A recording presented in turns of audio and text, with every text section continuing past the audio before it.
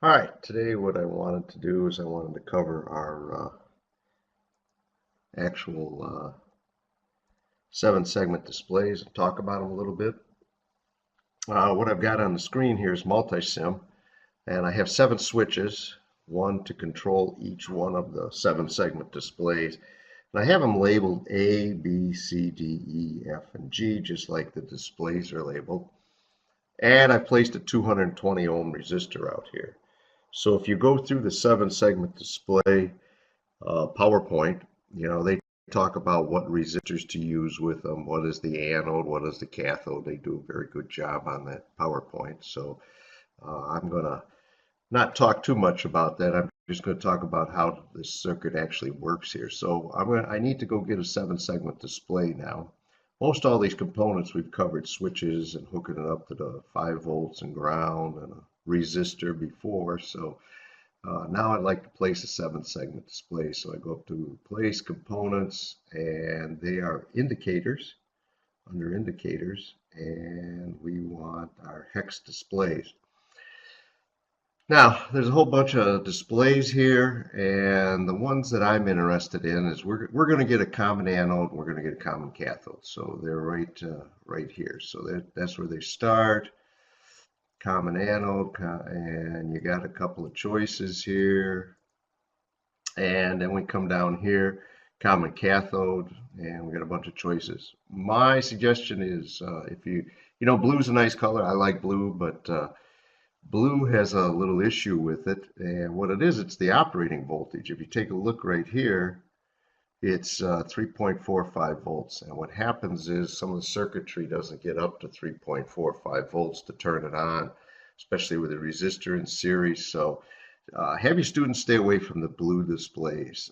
I like to use the orange, so I'm going to grab a common anode orange, and I'm going to bring it out and place it right over there. And then I'm going to go back and I'm going to get a common cathode. Common cathode, and of course, common anode starts with an A, common cathode, well, it starts with a K. So we're going to bring our common cathode out over here and close this. And what we're going to do is we're going to tie the segment A's together to do a little demonstration for you. And like that, and then we're going to tie that over to switch number A. And switch number A is going to switch between ground and 5 volts. The other side now, these are regular IC chips, and if you have them in a kit, if you bought the IC kit from Project Lead the Way, what you're going to get is you're going to get a 500 FND 500 or an FND 507. So you look up the data sheets on them. And the only reason I mention this is some of you may not have the digital mini systems with the 7-segment display mounted on it. If you don't, and that's what's in your lab, you can use, they have a tremendous amount of these 2 types of displays in the IC kits that you order from Project Lead the Way. But anyway, you have a FND 500 and FND 507. 507 is a common anode. The 500 is a common cathode. They give you the little pinouts on them. And the one pin that we're interested in is this one right here, pin 3, pin 8 on both of them.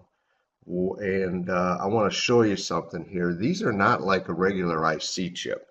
Regular IC chip that the students have been working with previously, you have to tie power and ground on an IC chip. That here you either tie this pin right here to ground, or you tie it to 5 volts. It depends on what you got. If it's a common anode, then what we want to do is we want to tie this to 5 volts. So I guess maybe I'll just place a 5 volts out here. Go get a power source. Put a ground. I need a ground, and then I need a 5 volts. So I'm just going to put 5 volts out.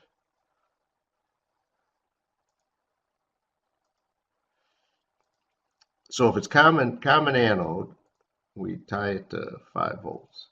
If it's common cathode, we tie it to ground, that one pin. And there's actually two pins. If you look back at the way the IC is laid out, there's one on each side. You only need to connect one of them to ground or one of them 5 volts.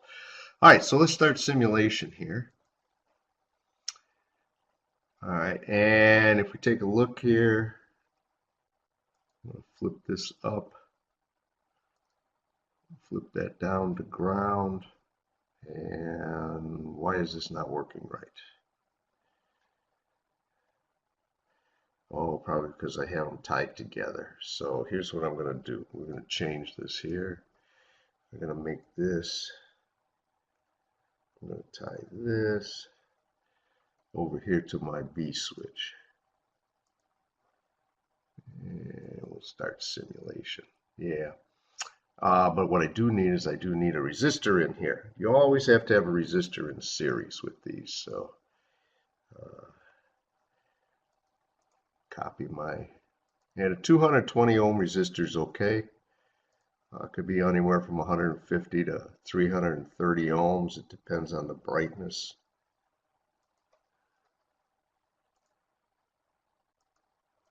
All right, so here's my two different segments. I got both switches tied to ground, and if you notice, turn on my simulation, a 0 coming out of here will turn this segment on. This one is off. Here I need 5 volts coming out, so I put that to 5 volts, that segment turns on. I put this one to 5 volts, it turns that segment off. So just the way they operate, like I said, this is a common anode. And the way you can tell, if you look up here in the upper left-hand corner, what sometimes students will do in their simulations is they'll pull out a common anode and then, they're asking a question, hey, this circuit doesn't work. So you got to look closely because we're going to use common cathode, and I'm going to explain that to you here in a little bit. So, but anyway, the two of them, they operate the same. It just depends on the signal. Common anode needs grounds to turn segments on, and a common cathode needs 5 volts to turn the segments on. What I'm going to do is I'm going to get rid of this guy right here. I'm going to delete him so we don't have any confusion.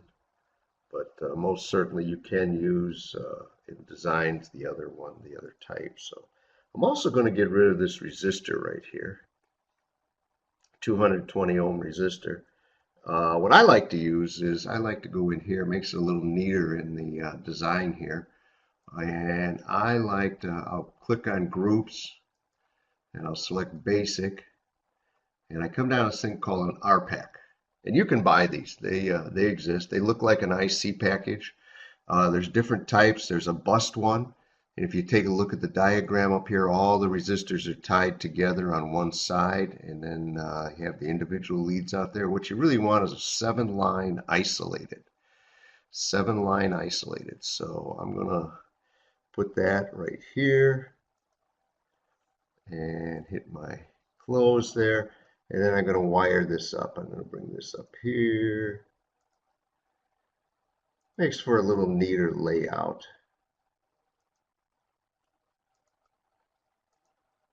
The other thing is, if you look at the bottom, this is a 1K resistor, so I need to change it to, let's say, a 220. So we're going to change the properties here, make this a 220 ohm resistor, and then as I connect up the segments, I'm going to connect up segment A here, come down, connect up segment B, come down. Now, as the students build this in multisim, they're going to have to use a 7-segment display. They're going to have to put resistors on it. And I'm going to show you in a little bit here. When we use the DMS board has built-in resistors. So what makes it nice is you don't have all these resistors here. For years I used individual resistors, and boy does it gets a little messy. You got 7 resistors shoved into a breadboard all near each other, near the 7-segment display, and the leads sometimes touch each other. So All right, so I got all my switches lined up. So this is, and we got a 220 ohm resistor in here. This is another thing when students, if you show this and have them use this, um, they often leave it at 1K and then they're asking why doesn't this work? So a couple of things to check. Like I said right here, CK, common cathode, and they ground that just the way the common cathode works, and the PowerPoint's pretty good about it. So I got segment A on, so I've got these tied to all my switches here, my keys, so I'm going to turn segment A off. Whoops, I better start simulation here. What do I got? I got B on, so, and I got G on. So turn all my segments off. So if I turn segment A on, that's segment A, there's segment B, and it just kind of goes around in a circle here, clockwise. Segment C, segment D, E. The kids they learn this pretty well, the arrangement of these. Segment F, and then we finish out with segment G right here in the center. So let's say, for example, we want to get a 2. Well, a 2 is going to have an A and a B, and it's going to have the G, it's going to have a D, and then it's going to have an E segment. So there's our 2. So that's how you would do that. Configure a 2 in there. So as we work on date of birth, you got to have different circuits drive each one of these, and the segments go directly around. So hopefully it gives you a little idea of some of the troubleshooting on this and how to use this. Obviously, you wouldn't wire these directly to switches. The activities for 7-segment display has the students working with switches, and they have a BCD to 7-segment decoder that the students can use, and so they get familiar with using a 7-segment display. So let's take a look here at I want to look at what the DMS board's got on it. So I need to come out a little bit here. So down here we have two displays, two 7-segment displays down here. And on this board, and we're going to talk about it when we get into 2-digit counters. Right now for date of birth, we only use one display, so we really don't have to talk about multiplexing. But we're going to have to multiplex this circuit, because if you take a look at the display up here, we only have segment A through G right here to plug into. Segment A through G to plug into right there. And that's shared between the two displays. And we also have dig 1 and dig 0, which corresponds. This is dig 0, this is dig 1. So for the date of birth, we need to ground one of these pins, and we can use this ground right here. So we just run a wire, and it doesn't matter which one they use, because we're only using one display. So you need to ground one of these, because this is a common cathode display on this board. And the board also has the 220 ohm. I'm not sure if they're 220 ohm, but they have resistors in series. So what makes it nice is the students don't have to worry about resistors or resistor packs. They can go right from their logic to these boards here, to these pins. So they can wire their logic here to drive segment A, wire it right there, segment B, C, D, E. Just remember, they got to ground this though. Put a little jumper wire from one of these 2 digits to ground. If they ground both of these, then both displays will show the same thing. And as I said, as we get into 2-digit counters, we're going to talk about how you multiplex these displays here and use them. Over here are the switches the students can use. The slide switches obviously are preferential, so you can set them. You can use either, there's 4 of them here, so they are actually wired right up here to S0 through S3. Those are the slide switches. They already have resistors built in. They are connected to the power. You got to make sure you have your MyDeck connected, because your MyDeck supplies 5 volts to this board, and without the MyDeck connected, you won't get any power on it. And if you haven't used this board before, remember they got to run 5 volts to these power buses, because the vertical power buses, the plus and the minus, are not connected anything, just like a breadboard. Another thing I do with date of birth is I have 10 of these DMS boards in my classroom, And what I have is I have the students, they work in groups on this activity due to not having enough supplies. And I have them set a breadboard. They bring in a shoebox, and their group puts their little breadboard, a separate breadboard, into the shoebox. They put all their ICs and wires on it. They come into class.